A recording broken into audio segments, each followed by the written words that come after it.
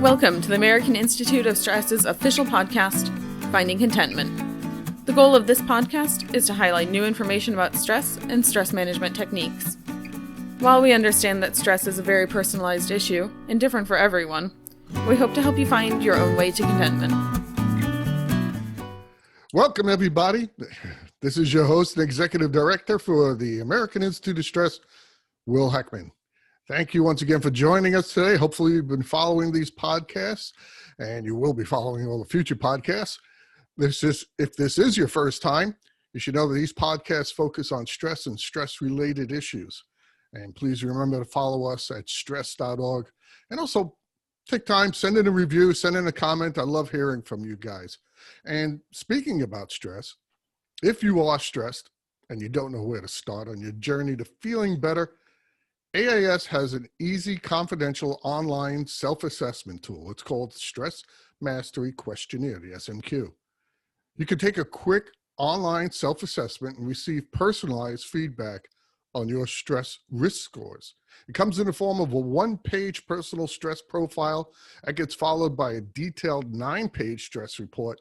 And also, you get a 66-page stress mastery guide and workbook.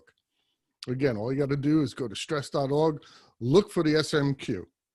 Okay, so today we're talking about a new stress that's happening. Many people are either going through it right now or they're about to. Many of us are being called back to work. Our guest today wrote in a recent article that a readiness to return to work assessment is being developed by MindShift, and it revealed that most people returning to work experience more stress, not less. Now, some of the work stresses we had before this stint of working from home are still the same, but there are now some new ones that need to be acknowledged. For instance, if you have school-age children and your school district is not quite ready to open yet, what do you do if you now must go back to work? There are all kinds of issues there. Also, businesses have taken a hit, and some people may be worried about a downsizing of their company and if they will be able to keep their job. You hear about that news every day. Some stresses are new. What happens if my workplace turns into a new hotspot for COVID?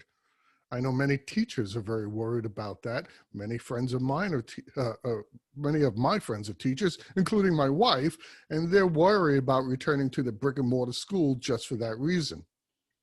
All of these stress, this prolonged stress, this ongoing stress event that started last February is cumulative. Stress is cumulative. It adds up. And health experts are worried that it can have a very bad effect on our mental and physical health. You know, our guest today recently wrote an article for the American Institute of Stress in our magazine entitled Contentment, which, by the way, you can get for free. That's free by going to stress.org.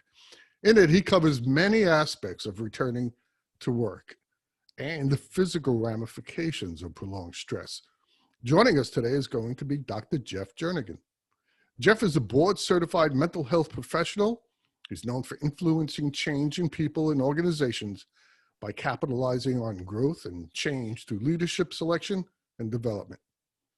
Jeff currently serves Stanton Chase Pacific as the Regional Life Science Healthcare Practice Leader for Retained Executive Search and is the National Subject Matter Expert for Psychometric and Psychological Client Support Services.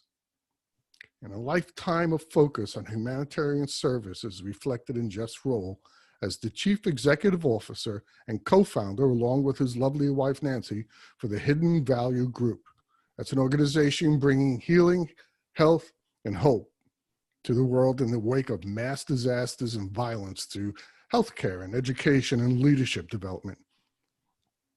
And as a team, they have completed more than 300 projects in 25 countries over the last 27 years. Jeff currently serves as subject matter expert and master teacher and research mentor. He's a fellow of the American Association of Suicidology, National Association for Addiction Professionals, International Association for Continuing Education and Training, American College of Healthcare Executives, the Wellness Council of America, and of course, he's a fellow for the American Institute of Stress. Jeff is also, as I mentioned, the author of a recent article entitled The Physical Ramifications of Prolonged Stress. And it's the latest edition in Contentment Magazine. And again, it's free at stress.org.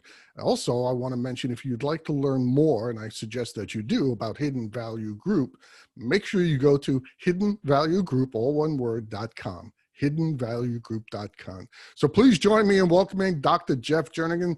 Jeff, so glad that you could take the time for being here today. I know in this world today, you are a busy guy. Well, Will, it's my pleasure to be here with you today to talk about this focus and these concerns that people have.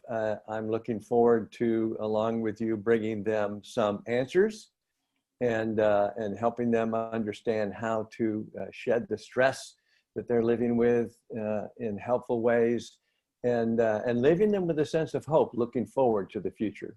I think that's exactly what people need these days, is a sense of hope. And you heard me speak a little bit about people who are now returning to work.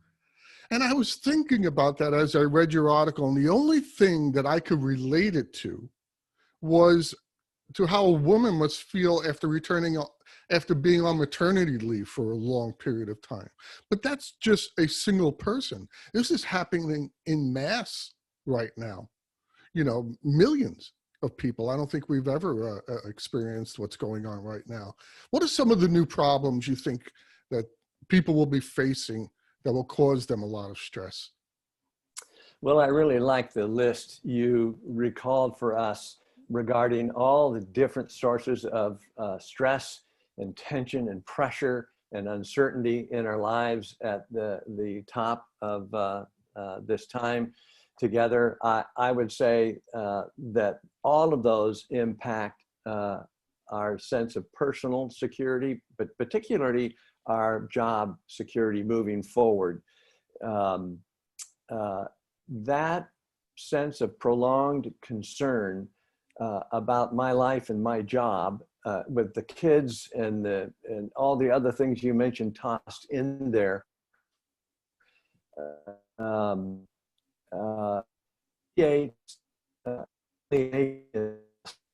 over a period of time, and that's alienating is characterized by indifferent hostility without objectivity. So someone goes back to work, and they've been working remotely, and there have been some people that have remained in the workplace, and they realize when they get there that relations in the workplace still moved forward while the remote workforce had very little, if any, contact with each other. And now they've returned to the workplace to discover that their colleagues that were there all the time think they were just on a vacation. They had a nice break, and the resentment builds. But then the people who were remote workers also realize suddenly that relationships have moved forward and left them in the dust. And where do you pick up? It's like two groups of strangers now. And so suddenly somebody says something or something happens, and somebody goes over the top, acting out, throwing things, yelling. Who knows what it looks like, but it's a breaking point. And it really is an expression of anger and hostility that doesn't have a target. It's the built up, pent up stress now being released explosively all over everybody without any objectivity. We're seeing more and more of that in the workplace. I'm getting more calls from employers that want to know, what can I do for the employees? It's clearly not a disciplinary issue, but I need to do something to keep it from happening, to keep it from sabotaging work or upsetting the workforce or constituting a danger to that person or to others. And I can't fire them. I can't discipline them. It clearly, from my perspective as the employer, it's acting out as a result of all the stress they've been living under. That's a new and different problem in the workplace. Yeah. The explosive acting out in response to an amount of prolonged stress that just can't be bottled up anymore. Okay, so companies that are experiencing this, right? What can they do? I mean, they call you up, Jeff. My people are going nuts. And one guy threw a chair at somebody. They're just so stressed out. They reach that tipping point where they just can't handle it. Yes. It's just no management skills left within them to handle that stress. What do they do? What do the companies do? What do the people do? Yes. Well, and the acting out may also be demonstrated in nonviolent ways. You come across someone just sitting at their desk weeping, and you ask them what's wrong, and they say, "I don't know." Yeah. Just as important as the other kind of acting out. Well, there's three things really that come to mind, Will. First of all, for the employer and to help the employer with their employees, there's some perspective that needs to be created to reduce the uncertainty and the unknown. We need to take things from under the table and put it on top of the table where everybody can see it, and now we can deal with it together. For example, employees coming back to work that recognize in their workplace that the employer really hasn't done anything different than before the pandemic to ensure their safety. And that makes them feel insecure. That makes them feel afraid. It's kind of an ambiguous out there cloud. Right. Am I safe in the workplace? And so the employer, helping create perspective and in eliminating the uncertainty and unknowns, needs to communicate regularly, verbally and in writing, this is what we're doing to make you safe here now. And employees can look and see that, yes, hand sanitizer stations, extra masks are out. The cubicles or the desks have been moved around to create some social distancing. The ventilation has been improved. Perhaps they put in HEPA filters. Any of those measures, seen and unseen, need to be talked about to reassure the employee, this is not your old workplace you're coming back to. This is a new and safer place for you to congregate, for you to work, and for you to have interaction with one another in a safe environment. I think also the thing that we all need to recognize is that the agencies that we have trusted most, even unconsciously, to help us be safe and to protect us, which include the employer and the government agencies, they have failed us. And I'm not pointing fingers of blame. This isn't about blame. We have all been overwhelmed by this pandemic around the world. And there isn't an employer or a government that was ready for it. But the reality is that unspoken social contract between the employer and the employee and between the government agencies and the populations they serve has been broken. And we need to rebuild trust in our employers, in our government, and that takes time, and there's some positive steps to move in that direction. But let me toss it back to you. Well, it's funny you said that because I was an educator for many years. As I mentioned before, my wife is an educator right now, and it's a very strange business because we're almost working for the community government, and it's a job.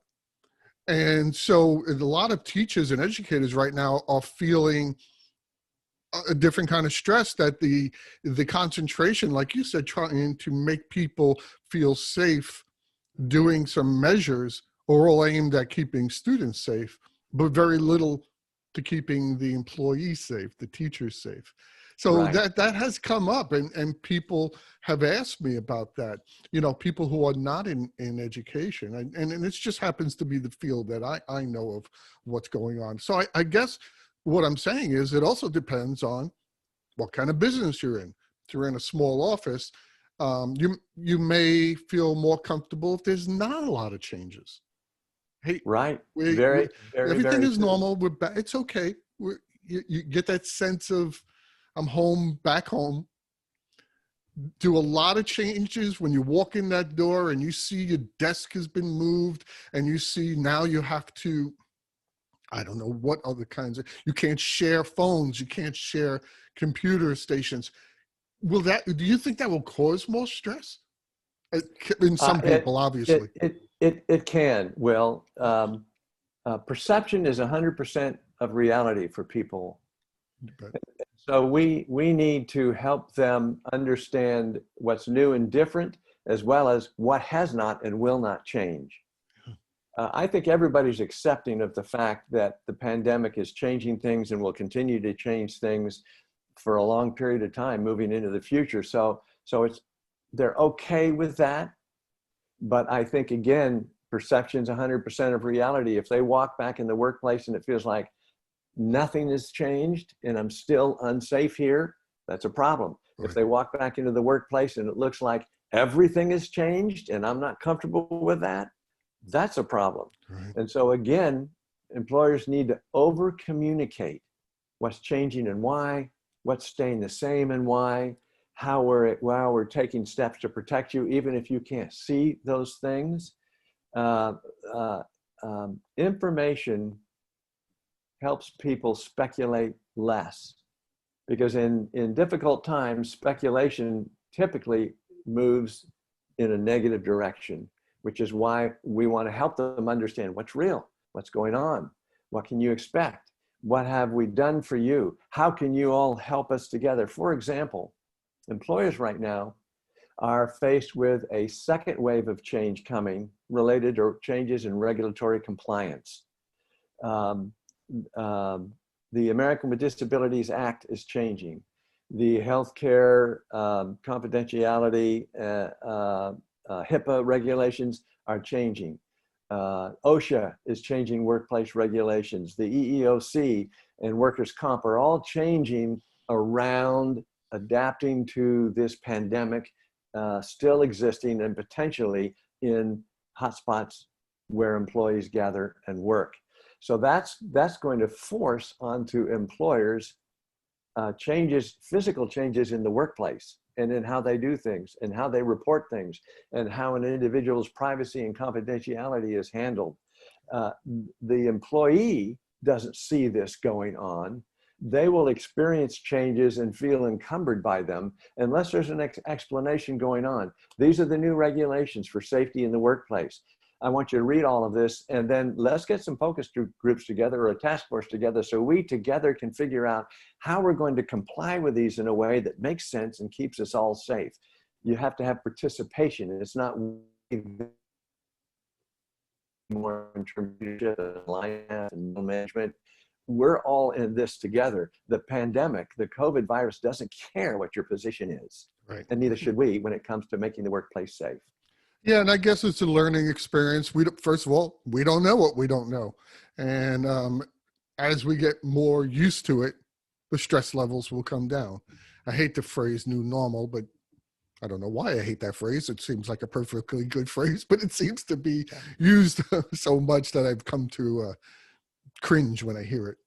Okay, I want to ask you about something you mentioned before, and you talked about people, the two-faction kind of thing, when people are returning to work who have been working virtually, and the people who remained at work because they were deemed essential personnel. Yes. And these past, oh man, it's been like 6 months.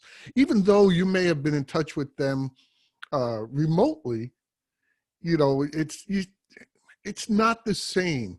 And so you were talking about the two factions when they are back in their brick and mortar place, that they may experience some problems relationship wise with each other. Can you talk a little bit about that? How people can get over that, and what can employers do to help bridge that gap? Because that's a perception gap too. Yes. There are two things happening here, Will, when the remote group comes back to work in the same place with the group of people that weren't working remotely. One is they've been apart for 12 plus weeks. That's enough time for each subgroup to develop their own unique culture. It's not quite habituated yet, but that's enough time for things to change and for the change to settle in. So we've got two groups now that anticipate they're going back to life as normal in the workplace, and they suddenly realize we're not the same groups anymore. Things are different. There's been changes in relationships, both personal and in the workplace. The stories they tell each other, those have changed. So there needs to be a way to integrate them. I'm going to come back to that in a moment. The other thing that's going on is things in the workplace have changed, and that means the workplace culture is shifting also. We're not going to go back to quite the same culture we had in the workplace before. We need to reimagine the workplace and find ways that we can align this new culture that's emerging in a way that supports the new strategies that have been forced upon us. Because if you don't do that, if culture and strategy is misaligned, as Peter Drucker used to say famously, culture will eat strategy for breakfast. So if you want an effective workplace, you can't ignore now that you've got two subgroups in the workplace with moderately different cultures and expectations coming out of that. And it's not a matter of just integrating them, but then moving them together to align this new culture behind the new strategies so we can move ahead effectively. The biggest thing that will solve that, and I tell employers this all the time, is change is a process, it's not an event. So you can guide that process, or you can just let it happen. And if you let it happen, you're going to be the victim of those changes, not the manager of those changes. There's a simple thing you can do, whether it's two groups in your organization that are now not at odds with each other, or if it's the whole organization trying to figure out how we get behind this new normal and make it work for us. There's a very important thing that everyone can do, especially leadership in the organization. That is to plan time to listen actively in the context of unhurried conversations. Now, here's why that's important. In times of stress, we process our experiences differently than in times where stress is not overwhelming. In times of stress, we process the experience intellectually and emotionally. Intellectually, the data, the information goes into the left side of our brain. That's where we process it, use it, reason with it, make decisions, analyze what it tells us. But all of the other things we struggle with actually go to the limbic region in the right side of our brain, where it's stored and it's processed emotionally. The uncertainty, the fear, the anger, the ambivalence, the discouragement, the depression, all of those things associated with the activities of work are now in a different place in our head, which is why when you sit down and have somebody dump on you what they're concerned with and what's troubling them, and you give them 3 or 4 minutes and they get it off their chest, and you say, well, thanks for sharing, have a great day, and walk away, believing now they've been able to share, it's on the table, they can deal with it, everything's good. Wrong. Because there's a lot of emotional heat associated with that information they communicated that needs to be processed emotionally. And that's where active listening comes in, drawing someone out. Listening, it's interesting. You can spell the word silence with the same letters you spell the word listen. So actively listen sometimes just means listening silently and being mindful. Mindfulness is all about being present in the moment and understanding what that person is saying so that they feel listened to, understood, and taken seriously. That kind of unhurried conversation neurologically bleeds stress out of our lives. And so I tell employers, when somebody stops you in the corridor and you're on your way to do something else and you think it's going to be a 3-minute conversation and they'll feel better for it, remember, no, I need to help them process. I need to actively listen. I need to draw them out. I need to be mindful of what they're experiencing and acknowledge that so they can experience being listened to, taken, understood, and taken seriously. And actually doing that for myself bleeds stress off of me as the leader as well.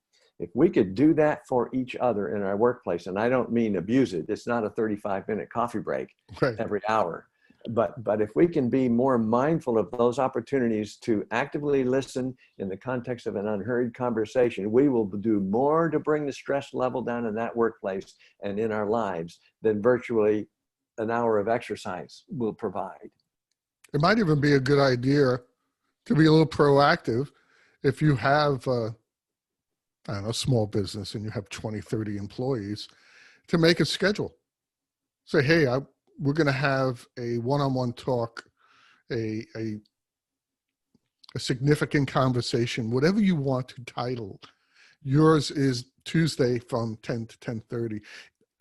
I think that knowing that I'm important enough that you're scheduling me into your important schedule, or that you're busy schedule, and that we're actually going to get to do that, it gives me a chance to think about what I want to say, and it might move that conversation along too. I think you're right. I think people need to feel that they're being heard. And once they feel like they're being heard by someone who can make a difference, someone who has power over them in management or in leadership, power over their workplace, that they can change something. Even if they don't change it, at least they know it was considered. Yes. Well, it's another way of communicating to a workforce that everybody in this workforce has equal value, even though they serve different roles. That's very true. You know, it was funny because somebody was talking to me the other day about all this, and they know what I do, and so I get into these kinds of conversations. And they said that people going back to work, one of the big stressors is COVID belief systems. Yes, that's well said. Why are you wearing a mask? A mask isn't going to help you. What are you talking about? You know a mask is going to help you. This is all hype. What are you, crazy? The science is so that in itself needs to be addressed, I think, before people return to in this particular stress event of this pandemic. It has to be addressed by the employer, I think. Yes. Say, look, that's the rules. That's why I'm doing it, and that kind of takes it out of adversarial kind of thing. Yeah. Well, it gives people the perception you really don't care. Right. You really don't know. You're really not helpful. And that builds up into, okay, you're the bad guy and I'm the good guy. The simple truth about masks is they're primarily for the individual. And because that's true, it secondarily is good for everybody. Masks keep you from touching your face. Right. Masks help you when you talk not to put an aerosol in the air, which could impact others, especially with a cough or a sneeze. Masks are meant to protect us. It's not something imposed upon us for the good of everyone else. That's a secondary effect. And you've visited a lot of other countries. Yes. And a lot of the countries wearing a mask during a flu season or something like that is old hat. Oh, yeah. To us, it's kind of new. And I've heard from people from other countries saying, you know, you guys in America are just, what are you complaining about? It's not that big a deal. We've been doing it for decades. Right. So right. I think it just has to, there's a learning curve there where we just have to do it. Well, I think the switch for me came talking with people when I realized when I presented the case for masks from the perspective of you need to do this to protect yourself more than you need to do this because other people need to be protected from you. That's a negative. Let's put it in the positive. Hey, you're valuable. You're a contributor. We want you to be valuable and contributing without interruption. So wear a mask. That's for you. It's going to now allow you to be a valuable contributor. And don't frame it in, well, you're putting everybody else at risk. It doesn't matter if that's true or not true. What matters is now you've put the onus on them to quit being the bad person and be a good person. Let's give them something positive and reinforce it in terms of what's going to sustain you through this period of time. Very simply, 6 feet of distance, wearing your mask, washing your hands and using a hand sanitizer even when you don't think you need to. Those things protect you. so you can remain a valuable contributor in this context. And let's talk about that a little bit, about the physical aspect of all this. You also mentioned in your article, and we've known this too at the American Institute of Stress, that stress is cumulative. It builds up. And when that stress builds in our minds, you become overloaded with stress. It can shift into physical challenges. It can have a very negative physical effect of it. Can you tell us more about how that happens? Sure, happy to. We have a little structure buried in our brain called the amygdala. It's like a sentry in the basement of a high-rise office building watching all the security cameras, except it's not a very smart sentry. If it sees something on those security cameras that potentially could be threatening, it sounds the alarm. Our amygdala monitors all of our senses, all of the inputs. It monitors our heart rate and our temperature and all those internal cues. And if it senses something that it perceives as threatening, even though it might not really be, it sends a signal to the hippocampus and to the hypothalamus and to the pituitary. And this alarm goes off chemically throughout our whole body. And one of the results of that is a little bit of adrenaline gets squirted into our bloodstream. We become a little more alert. Our palms might sweat a little bit. Our breathing might become a little faster. We might have this sense of fear or anxiousness coming upon us. And it's so little that you don't really see this rising until you suddenly figure out, boy, I'm afraid of my own shadow. How did that happen? What's going on? And the problem with epinephrine, with adrenaline, is that it needs to be metabolized out of our system by activity. And if there's no activity involved, if we're just sitting there stressed out and worried and getting jacked up on epinephrine, it will turn into cortisol. Now, cortisol eats away at our immune system.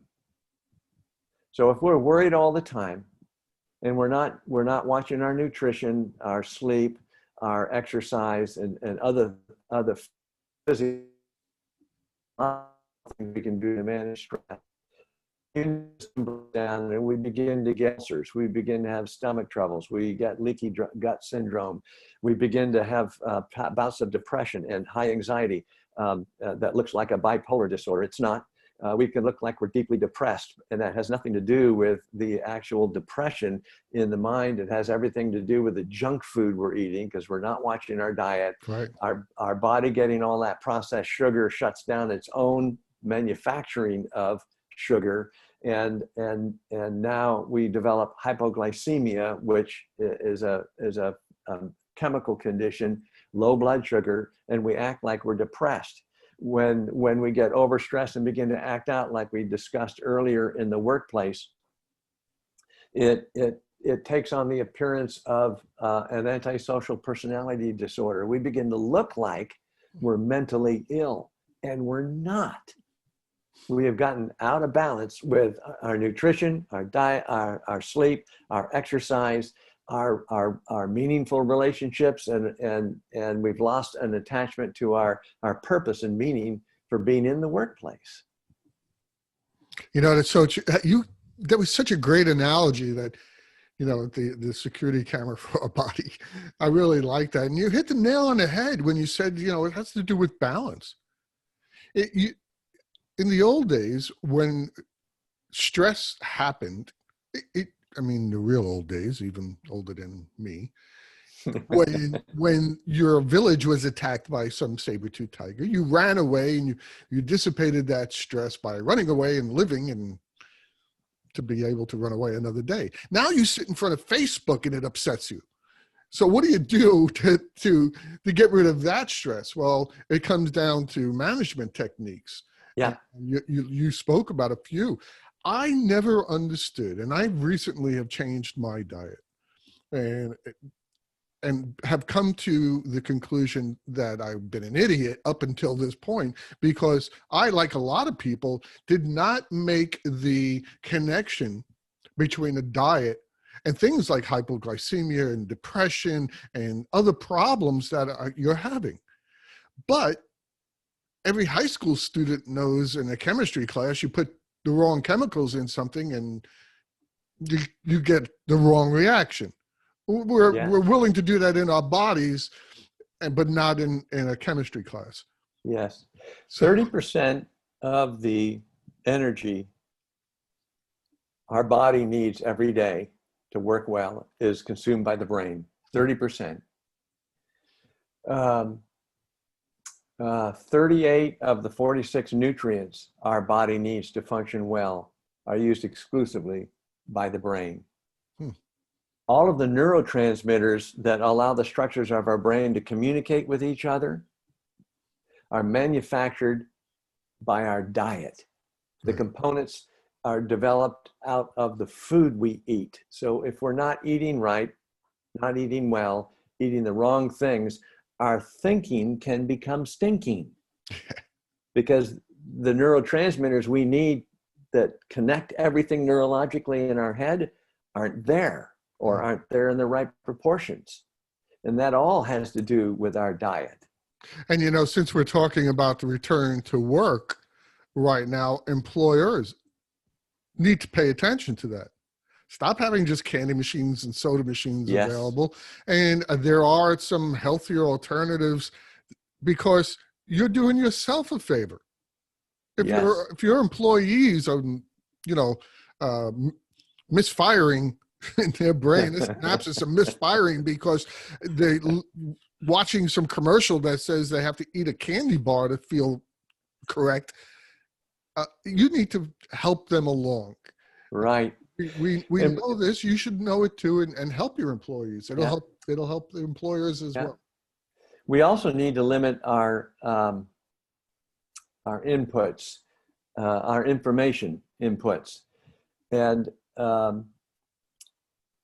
we live in an age now where the workplace is 24/7, and so the news feeds repeat stuff constantly, including the weather, because there's an audience turnover that they're aware of because we're a 24/7 workplace world now, and they want to repeat things. Well, if you're sitting there watching the news constantly, you're getting this stream of bad news constantly. And even if you think you're ignoring it, your mind hears it, your sensory, the amygdala, sees it, and it gets you ramped up. So I tell people, limit your intake, find 2 or 3 good sources of reliable news and check those periodically, and do not have the TV on constantly or the radio or anything that's dumping all this stuff on you, because we cannot handle it. Our body will react to that. Right. You sit there and watch it long enough, you're going to become depressed and paranoid and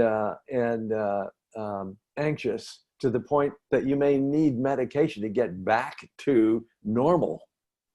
Right. We all want to avoid that. I'll tell you right now that this is an over-medicated society, and we need to stop relying on drugs.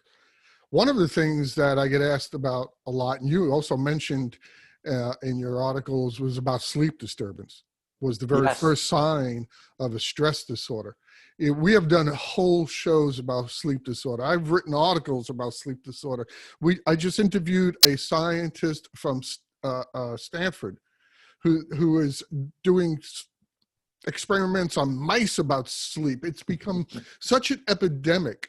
And we get lots of comments about sleep. Please tell everybody, because it is such an important thing. I've experienced it myself. I don't know anybody who's not experienced a bad night's sleep.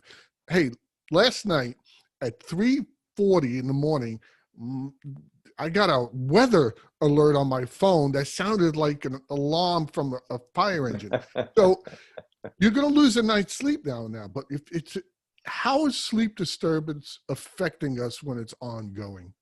Yes. Well, there's a number of things that happen, but let me just go to the top of the list. First, the good news about sleep. Your body can make up sleep it's lost without consequence. So if you've had a bad night and you've got an opportunity for a nap in the afternoon, take it. That'll reset things. The other thing about sleep is if you are awakened in the night because somebody gave you an elbow in the ribs, or you had this freight train go through the neighborhood, or an alarm go off, don't lay there and try to go back to sleep. Get up, walk around, get a glass of milk, get a glass of water, and then go back to bed. You're resetting your system. Right. Secondly, our screens, computers, phones, other electronic devices emit a frequency of blue light that we're not aware of, that is just like the frequency of the blue sky we see. And our minds have a little organ that watches the light. And when the light goes away, it produces melatonin so you can go to sleep more easily. In fact, sometimes we take melatonin as an over-the-counter natural supplement to our diet. Yes, yes, good. I'm sorry, but for those of you not watching, Yes. I just showed my bottle of melatonin on my desk. Yes, and I gave him a thumbs up that you don't see either. So all of those things can help. An hour before I'm planning to go to bed, I'm not looking at my phone, I'm looking at my computer, I'm not watching TV. I may be reading, I may be doing some other things, but I give my body a break from the blue lights so that I can go to sleep more easily and then fall into a deep sleep. And now this is where trouble happens. Let me go back to exercise for a minute.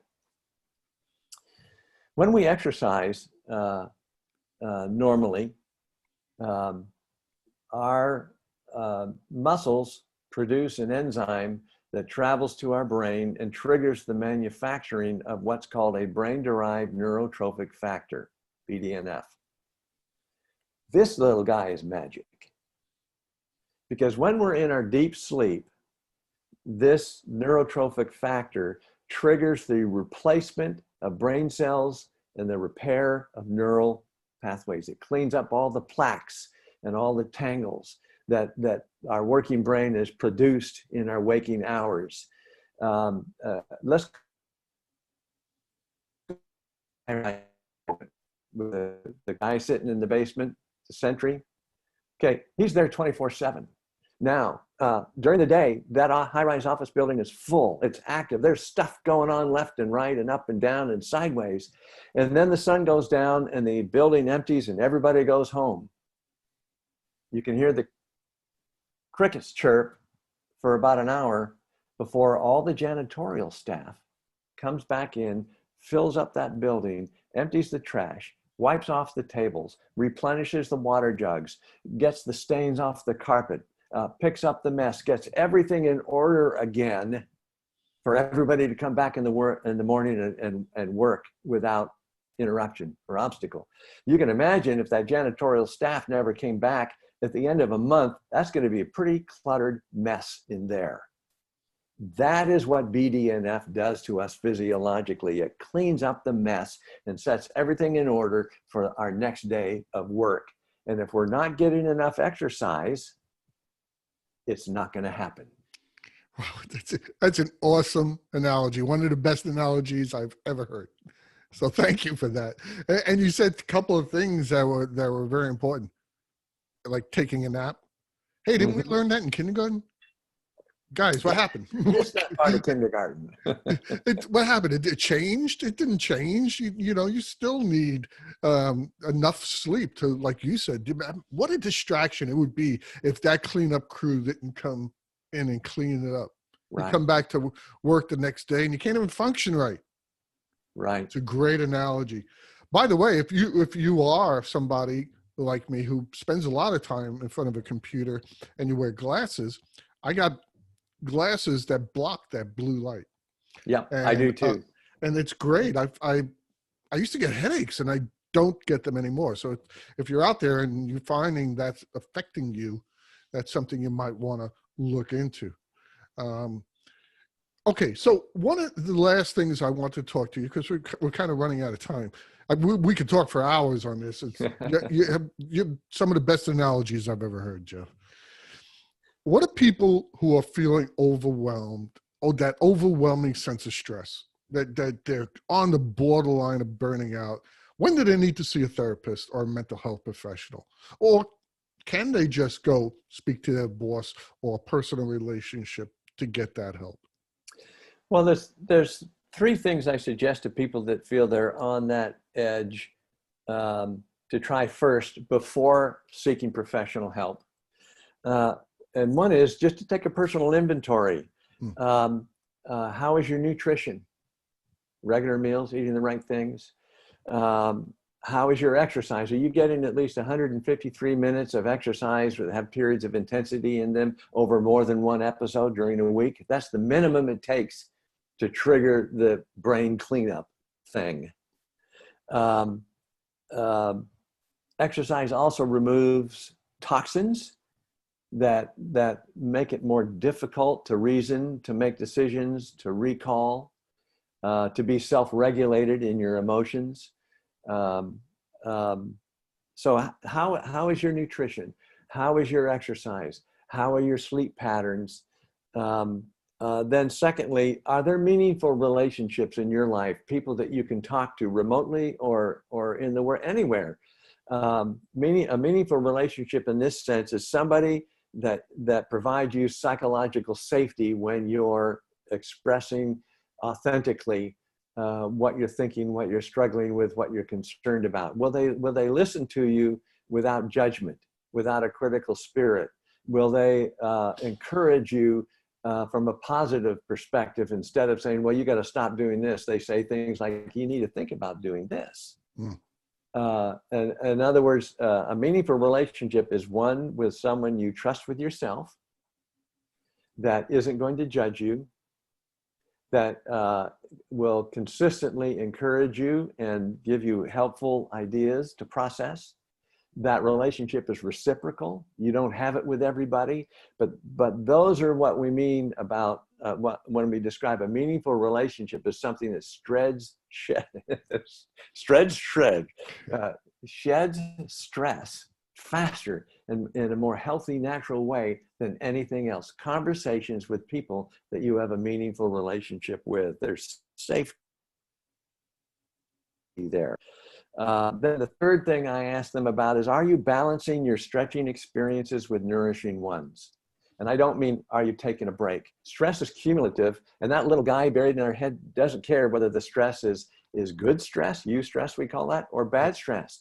You know, the vacation that was just totally a dream experience for you has stress associated with it. You had to plan for it.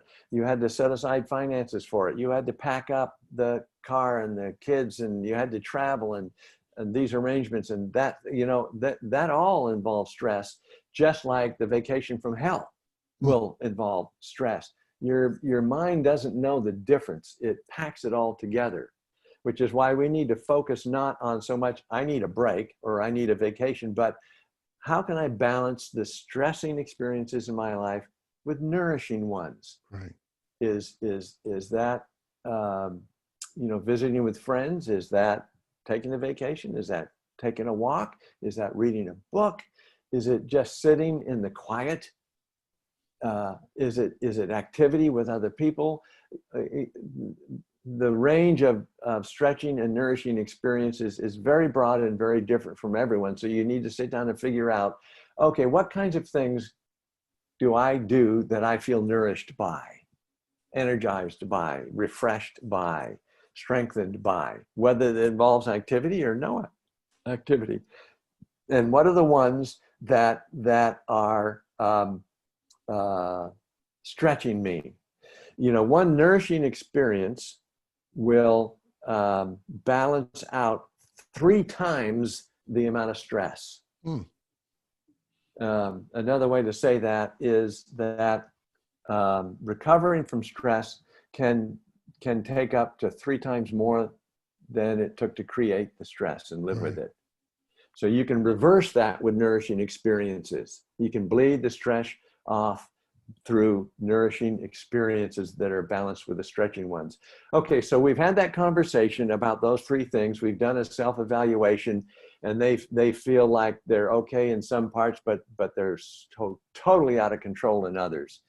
So, step one, you need to get those basic areas of life under control. So that might be being accountable to someone you have a meaningful relationship with. That might be your therapist or your physician that's going to help you manage that part of your life, because that needs to be straightened out immediately, as quickly as possible, regardless of what you do with the other issues. Then I would say you need to see a therapist who is trained and qualified in stress management, stress disorders, stress fatigue, burnout, post-traumatic stress disorder, suicidal ideation, that whole spectrum.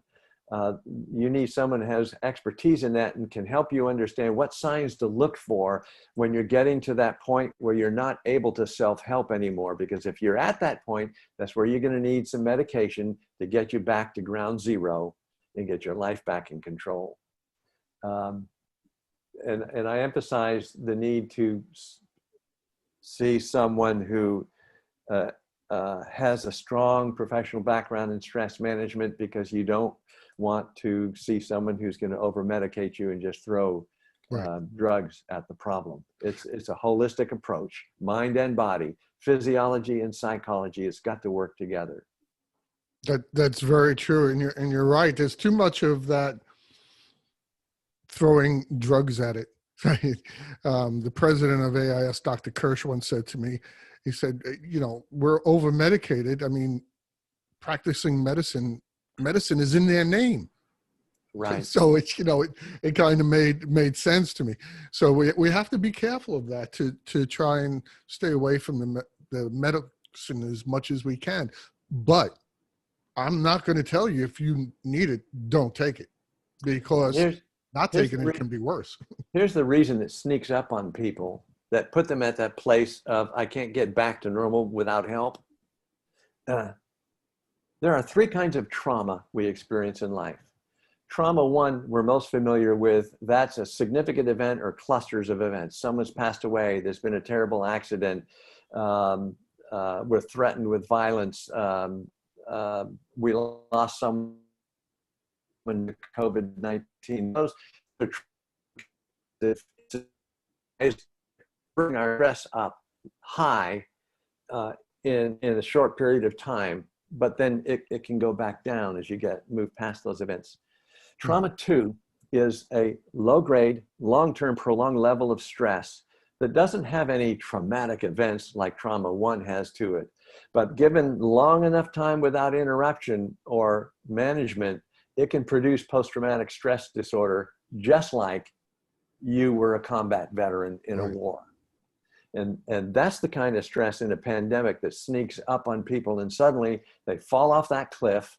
They have a complete physiological and psychological breakdown, and they need a period of recovery and some significant professional help to get back to the place where they can be their own person again.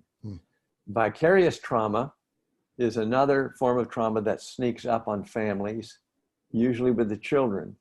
Think about the children that have to witness how their parents are responding to the trauma, the prolonged trauma they're living with, and the fear that they see in their faces and they hear in their voices, the outbursts of anger that they experience, sometimes directed at them. This creates a vicarious trauma that can also spin that child out of control to a point where they need not so much medical help, but they need attention. They need intervention, sure. Yeah, because they're reacting to the reaction their parents are having towards this whole traumatic ordeal. And, I'm seeing it every day. My wife tells me about, her classes, most teachers' classes are split now. Some are home, some online, while she's at the brick and mortar with some other students there in front of her. And some of the kids are handling it better than others. And I think you're right. I think some of it has to do with their parroting how their parents are reacting to this. They're learning, their stress mastery from their parents. Hopefully it's a positive way. All right, the last thing I wanted to ask you about is I wanted you to tell us a little bit about the Hidden Value Group and what you do there. Well, thank you for asking. The Hidden Value Group works in third world countries, pre, mid, or post disaster. There's always a period of time between a major disaster like the tsunami in Sri Lanka before the major relief agencies can get organized and coordinate their efforts and get on the ground. If we see it coming and we can get there, we'll be there before the disaster strikes. We'll move into an area where there's a disaster ongoing, like Ebola. Mm-hmm. We're come along behind at that in the wake of the immediate disaster to fill that short period of time when somebody can't get there. And then what we'll do while we're there is we will work alongside first responders, helping them do their jobs and training them how to take care of themselves so that they can continue to do it. We know statistically a first responder in disaster areas, if they're there working without a break for more than 90 days, they will go away and they will leave their profession and never return. So we also teach them how to take care of themselves. We work with the medical staff, physicians, psychiatrists in those countries to help train them how to deal with the not just the medical impacts, but the mental health impacts associated with mass disaster, mass hysteria. In Sri Lanka, when we were there, we were helping the government figure out what to do with 34,000 plus bodies created in 3 hours, spread all over the land. That is a major health crisis, let alone a massive psychological injury to the surviving population. We work going on past that with their national university system to establish curriculums that will train first responders, social workers, counselors, psychiatrists, and physicians in the medicine, mental health and medical practice of evidence-based medicine associated with mass disasters and violence. We've worked in Moldova to help end a child suicide. The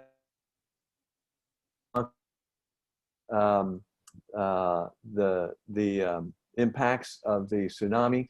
We have continued to work in Sierra Leone in the world of Ebola. We have worked in the refugee areas in Uganda and in the Crimea to help end burnout and suicide among the ranks.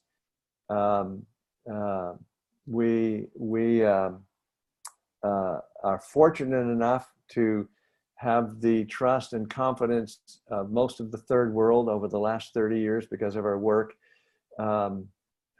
We get more invitations to be in places of difficulty than we can possibly respond to.